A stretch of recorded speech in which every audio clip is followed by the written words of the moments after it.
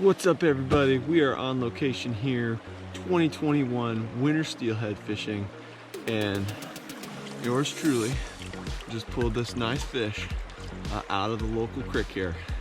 Super bright hatchery fish.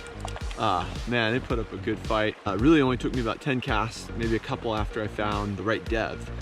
Yeah, in this video today, we're going to show you how to get it done, ultimately, how to have success catching steelhead in Western Washington, or really anywhere.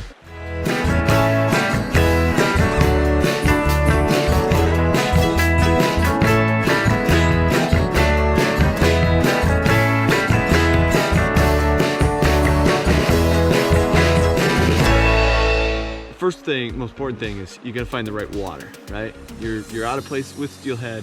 What part of the river are you supposed to fish? Where are the steelhead? Well, I'm gonna look for that walking speed water first as my first indicator, and then I want to fish closer to the tail out than to the head of the run, and I'll show you what I'm talking about here in a second. First, let's look at this walking speed water. I'm gonna cast out. Here we go. All right, look at my float. Can you see my float? It's going pretty slow. All right, now I'm gonna walk. I'm walking, it's walking speed water. I'm walking, it's walking speed water. See, I'm walking with my float. That's what we're talking about, walking speed water. Actually walking speed with your float. So it's important to identify walking speed water to be able to get in on where the steelhead are holding. What part of the river is the tail out? How do we find the tail out of the river? Well, let me give you some clue. See that right there? That's not the tail out. That's the head of the next run, but it gives you a fantastic clue that the tail out of maybe the run you want to fish is right above that next run. So here we go. All right, see. So that's the head of the next run. That's the next riffle, right? This water in here. This is gonna be the tail out, right in here. Doesn't look much like a tail out, but you can kind of see the slick water right there, right before the rapids. That's the classic tail out water. A little bit better. All right, I got that walking speed water. My float's going along here, and right there is where I got my fish. It's right above the tail out, and the fish like to sit right above where, well, they like to sit right above where the bottom comes up. Your float starts to tilt forward.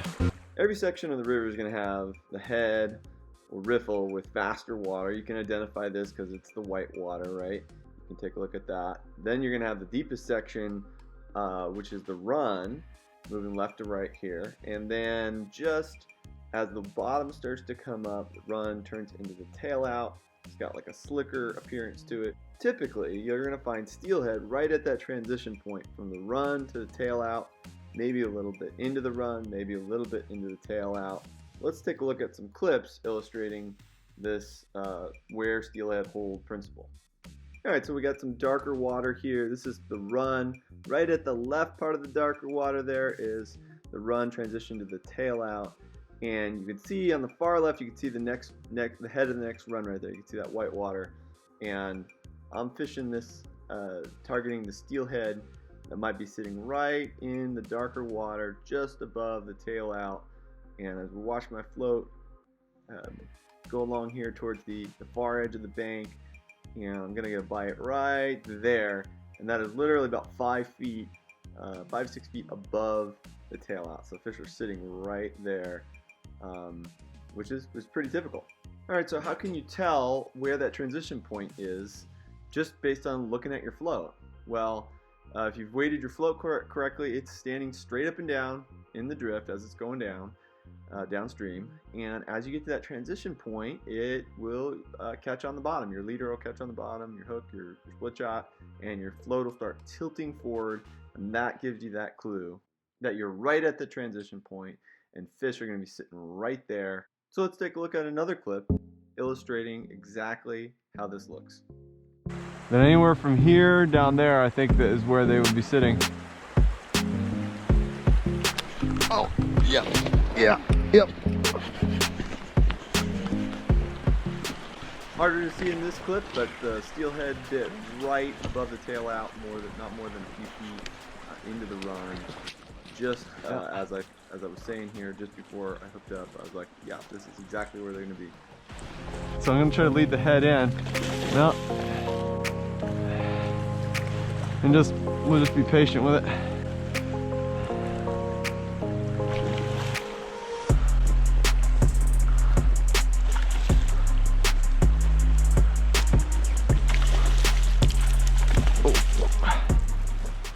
Another chrome bright steelhead falls to the soft bead.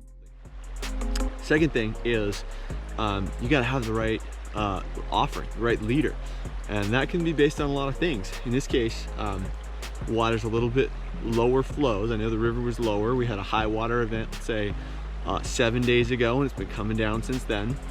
But the water's really it's really murky, really bad visibility, maybe a foot, maybe 9 inches. So I'm gonna go with a little bit bigger presentation. Now, you know, with all the regs right now, we can't use bait out here in Western Washington. So my go-to with no bait is soft beads. I picked up some of these. These are the B&R Tackle natural colored soft beads.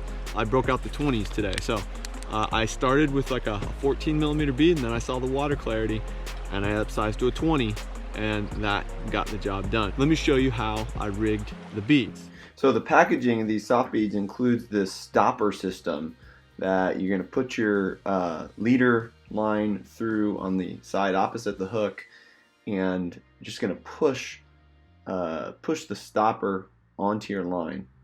Really easy to do. And then you're just going to pull the tag end of the line back through the stopper, and now you're free.